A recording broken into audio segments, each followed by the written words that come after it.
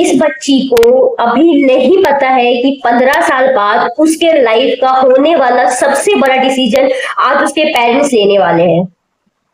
उसे नहीं पता कि कॉलेज क्या होती है, उसे नहीं पता कि करियर क्या होता है, इन्वेस्टमेंट क्या होता है, लेकिन उसके पेरेंट्स एक बात जरूर जानते हैं। पिछले कुछ टाइम से मैं SIP फॉर किड्स पर रिसर्च कर रही थी। मुझे लगा ये बहुत सिंपल होगा, एक सिंपल सा इन्वेस्टमेंट 500-2000 तक का इन्वेस्ट करो और कंपाउंडिंग का मजा लो। लेकिन जैसे जैसे मेरी रिसर्च बढ़ती गई, मुझे पता चला कि SIP का सबसे इंपॉर्टेंट पार्ट SIP खुद भी नहीं है। सबसे इंपॉर्टेंट है वो डिसीजन जो पेरेंट्स तब लेता है जब बच्चे को अभी फ्यूचर को समझने की एज भी नहीं होती है। रोहन और प्रिया कोई बिलियनियर फैमिली से नहीं बिलोंग करते थे, ना ही उनके पास कोई एक्स्ट्रा पैसा था, ना ही उन्हें मार्केट की कोई समझ थी। बस एक ही चीज थी कि अपनी बेटी अनाया के लिए कुछ करने की रिस्पॉन्स। रोहन, अगर कल आन्या डॉक्टर बनना चाहे तो? अभी तो उससे अपने शूज पहनने में प्रॉब्लम होती है। मैं बस ये सोच रही हूँ उसके बड़े होने का वेट करेंगे या? ये लाइन बहुत ही सिंपल थी, लेकिन इसी लाइन से एक फाइनेंशियल जर्नी स्टार्ट हो रही थी। रोहन ने रिसर्च करना स्टार्ट किया और कंफ्यूजन और ही ज्यादा बड़ा होते गया। PPF, mutual funds, gold, insurance, हर जगह एक नया आंसर। शायद आप भी इस स्टेज से गुजरे होंगे, क्योंकि प्रॉब्लम ऑप्शन की कमी नहीं है, प्रॉब्लम है कौन सा ऑप्शन कब चूज करना है, ये सबसे बड़ा एक प्रॉब्लम है। शायद आप भी इस स्टेज से गुजरे होंगे, क्योंकि प्रॉब्लम ऑप्शन की कमी नहीं है, प्रॉब्लम है कौन सा ऑप्शन कब चूज करना है, ये सबसे बड़ा एक प्रॉब्लम है। हम आगे देखेंगे, लेकिन सबसे पहले रोहन ने क्या डिसाइड किया हम ये देखते हैं। रोहन ने बहुत बड़ा अमाउंट इन्वेस्ट नहीं किया, उसका कोई परफेक्ट मोमेंट का वेट नहीं किया, उसने बस एक छोटा सा डिसीजन लिया। उस वक्त शायद ये बहुत बड़ा अमाउंट नहीं था, लेकिन एक चीज बहुत बड़ी थी, उसने टाइम खरीद लिया था। इन्वेस्टिंग में लोग अक्सर पूछते हैं, एक सवाल पूछते हैं कि कितना इन्वेस्ट करना चाहिए, लेकिन बहुत से लोग पूछते हैं क्योंकि कंपाउंडिंग से पैसा नहीं देखती है, वो वेट करती है और वेट करने की कैपेसिटी देखती है। कोई पेरेंट्स जो है बर्थ के टाइम से ही इन्वेस्टमेंट करना स्टार्ट करते और कोई पेरेंट्स 10 साल के बाद इन्वेस्ट करना स्टार्ट करें, सेम अमाउंट पर ही दोनों इन्वेस्टमेंट, लेकिन फिर भी रिजल्ट जो है बहुत ही बड़ा डिफरेंस नजर आएगा। इसलिए अर्ली स्टार्ट करना बहुत ही ज्यादा पावरफुल डिसीजन होता है कि मैक्सिमम अमाउंट से स्टार्ट करना। 3 साल बीत गए, अनाया अब स्कूल जाने लगी थी, लेकिन एक चीज जो है क्वाइटली चल रही थी।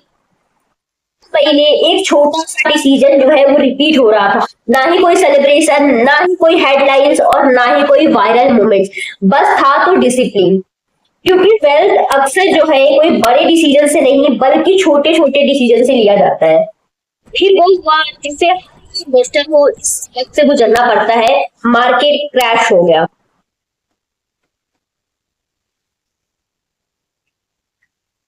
तक जो पैसा प्रॉफिट में दिख रहा था आज वही लॉस में दिख रहा है। प्रिया, शायद SIP रोक देनी चाहिए। नेक्स्ट क्वेश्चन आपसे कि अगर आपके साथ ऐसा हो, आप कंटिन्यू 5 साल से इन्वेस्ट कर रहे हो और एक दिन मार्केट गिर जाए और आपका पोर्टफोलियो जो है 20% माइनस में चला जाए, तो आप क्या करेंगे? यही मोमेंट डिसाइड करता है इन्वेस्टर और ट्रेडर के बीच का डिफरेंस।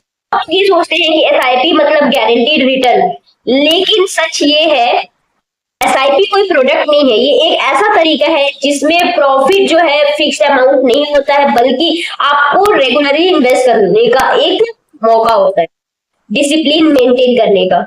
हमेशा डिपेंड करेगा कि आप किस एसेट में अपना पैसा लगाए हो, कितना अमाउंट आपने इन्वेस्ट किया है और मार्केट का बिहेवियर कैसा है।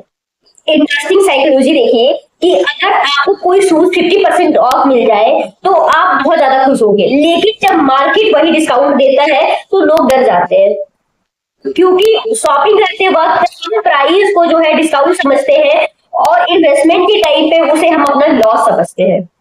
सक्सेसफुल इन्वेस्टर का सीक्रेट होता है कि हर बार मार्केट प्रेडिक्ट करना नहीं होता है, बल्कि उनका सीक्रेट ये होता है कि इमोशंस को कंट्रोल करना। क्रैश होता है और रोहन फिर से बैल्कनी में बैठा हुआ था और उसने प्रिया से पूछा कि मुझे लगता है कि मार्केट को मैं अभी समझ नहीं पा रहा हूँ। प्रिया ने सिंपल सा जवाब दिया कि अनाया के कॉलेज में अभी 12 साल बाद होना है, तो इस 12 साल के गोल को 12 दिन के मार्केट मूवमेंट से क्यों जज कर रहे हैं। वही मोमेंट था जब रोहन ने समझा कि इन्वेस्टमेंट का सबसे बड़ा बैटल मार्केट से नहीं बल्कि अपने इमोशन से होता है। उसने अपनी एसआईपी कंटिन्यू कर दी और उसने अपने डिसिप्लिन से सीख लिया, लेकिन एक अभी भी उसकी प्लानिंग जो थी इनकम्प्लीट सी थी। एक डेंजरस मिस्टेक हर एक पेरेंट्स करते हैं और शायद आप भी, फ्यूचर का नंबर कैलकुलेट करते हैं लेकिन फ्यूचर की रियलिटी को नहीं। 50 लाख, 1 करोड़, ये सुनने में बहुत ही अच्छा लगता है, लेकिन क्या 15 से 18 साल बाद भी ये अमाउंट उतना ही ज्यादा पावरफुल रहेगा। 10 साल बीत चुका था, रोहन की एसआईपी कंटिन्यू चल रही थी, लेकिन मार्केट में अप्स एंड डाउन्स देखने को मिले, लेकिन एक चीज नहीं बदली, वो है रोहन की डिसिप्लिन। शायद आन्या के लिए 1 करोड़ इनफ होगा। लेकिन रोहन, 18 साल बाद का 1 करोड़ आज के 1 करोड़ जैसा ही होगा। ये वही क्वेश्चन था जो बहुत कम पेरेंट्स ये सवाल पूछते हैं। तो अक्सर ये सोचते हैं कि फ्यूचर में हमें कितना पैसा चाहिए, लेकिन हम ये भूल जाते हैं कि फ्यूचर में ये चीजें कितनी ज्यादा और कॉस्टली हो जाएगी। आज जो एजुकेशन फीस 10 लाख की है, फ्यूचर में इसका जो कॉस्ट होगा मच मोर हायर होगा आज के मुकाबले। इसीलिए सिर्फ कॉर्पोरेट का नंबर देखना ही सफिशिएंट नहीं होता है, आपको देखना होगा कि ये वो कॉर्पोरेट है जो आपके फ्यूचर में को बाय कर पाएगा या नहीं। इंटरेस्टिंग बात, अगर कोई बोले कि मुझे हाईएस्ट रिटर्न वाला फंड चाहिए, तो क्या ये हमेशा हाईएस्ट डिसीजन रहेगा, ये हमेशा एक राइट डिसीजन रहेगा? जरूरी नहीं है कि इन्वेस्टर जो है सिर्फ रिटर्न इंपॉर्टेंट नहीं होता, इंपॉर्टेंट होता है रिस्क कितना लिया गया, कितना ज्यादा अमाउंट इन्वेस्ट किया गया, कितने टाइम के लिए इन्वेस्ट किया गया।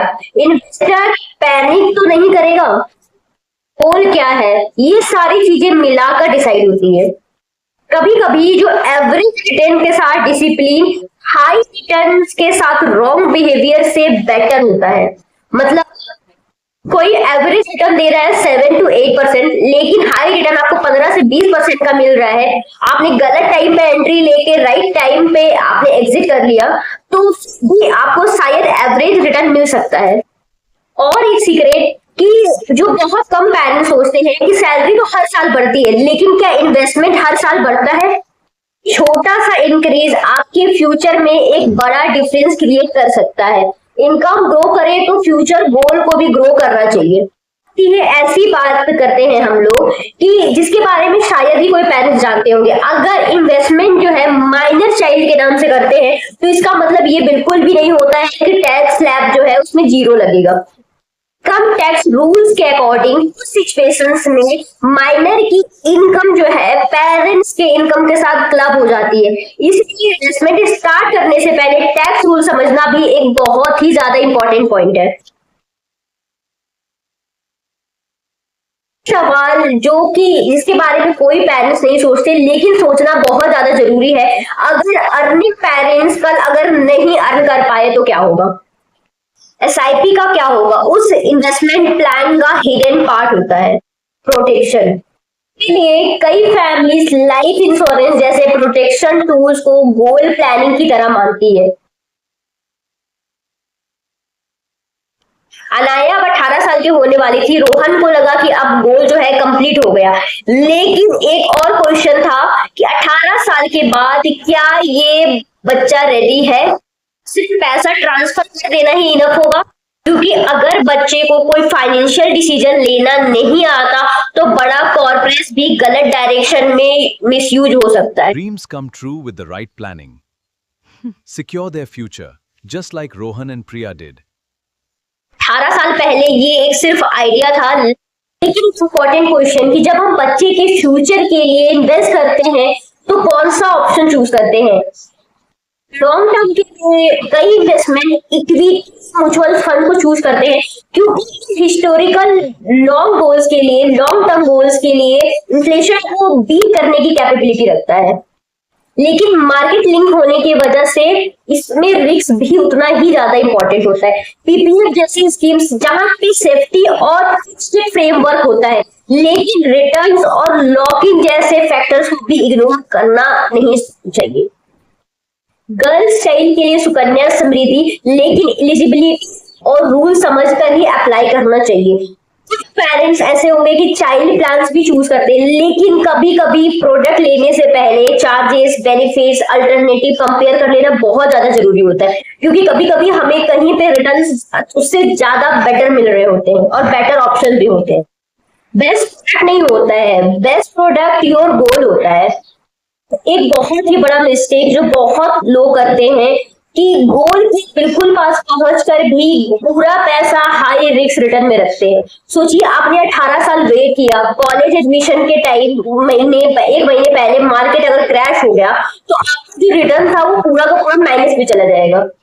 इसलिए कुछ इन्वेस्टर गोल के 1 साल पहले से ही अपना जो रिस्क है उसको ग्रेजुअली शिफ्ट करने लगते हैं, जैसे कि डेट फंड में या फिर फिक्स्ड डिपॉजिट में या कहीं और, क्योंकि गोल को का करीब होना मतलब कि रिटर्न से ज्यादा इंपॉर्टेंट होता है कैपिटल को प्रोटेक्ट करके रखना। एनआरआई पेरेंट्स है तो कुछ चीजें जो है आपको कुछ थोड़ा इंपॉर्टेंट है जो आपको ध्यान में रखनी चाहिए, जैसे कि KYC requirement, fund source domination, tax residencies impact और कंट्री स्पेसिफिक टैक्स रूल्स। एक कंट्री का इन्वेस्टमेंट कभी कभी दूसरे कंट्री के टैक्स रूल से भी इम्पैक्ट हो सकता है, इसलिए क्रॉस बॉर्डर सिचुएशन में प्रोफेशनल एडवाइस लेना बहुत ही ज्यादा जरूरी होता है। Dreams paved the way. Through years of hard work, to this final day of triumph, a new journey begins. Behold her success. मन को याद आया 18 साल पहले एक छोटी सी एसआईपी, उस दिन शायद किसी को नहीं पता था कि मार्केट क्या परफॉर्म करने वाला है, कितना रिटर्न देगा, फ्यूचर कैसा होगा, ये किसी को भी नहीं पता था। लेकिन एक चीज फिक्स थी, वो है पेरेंट्स बच्चों के लिए पैसा छोड़ते हैं, लेकिन असली गिफ्ट पैसा नहीं होता है, असली गिफ्ट होता है प्रॉमिस। हर महीने एक छोटा सा प्रॉमिस निभाया गया, और हम अक्सर एक ऑप्शन अच्छी एजुकेशन का, एक ऑप्शन अपने ड्रीम्स को फुलफिल करने का, सिर्फ पैसे की वजह से कोई भी कंप्रोमाइज नहीं करने का। 500, 2000 कोई भी अमाउंट के लिए फ्यूचर को नहीं चेंज कर सकता। फ्यूचर को चेंज कर सकता है जब कोई पेरेंट जो है एक छोटा सा डिसीजन ले, हर महीने उसी को रिपीट करती रहे। 18 साल पहले उस बच्ची को शायद नहीं पता था कि उसके पेरेंट्स उसके लिए फ्यूचर के लिए क्या क्या प्रिपरेशन कर रहे हैं, और अकाउंट में नहीं, एक प्रॉमिस में। पेरेंट्स पैसा इन्वेस्ट नहीं करते, पेरेंट्स जो है पॉसिबिलिटी इन्वेस्ट करते हैं। अगर वीडियो यूजफुल लगी हो तो लाइक और सब्सक्राइब करके मुझे जरूर बताएं, और कमेंट करके बताएं कि आप किस ऑप्शन में इन्वेस्ट करेंगे, पीपीएफ, सुकन्या समृद्धि या फिर म्यूचुअल फंड्स। कमेंट करके मुझे जरूर से बताएं।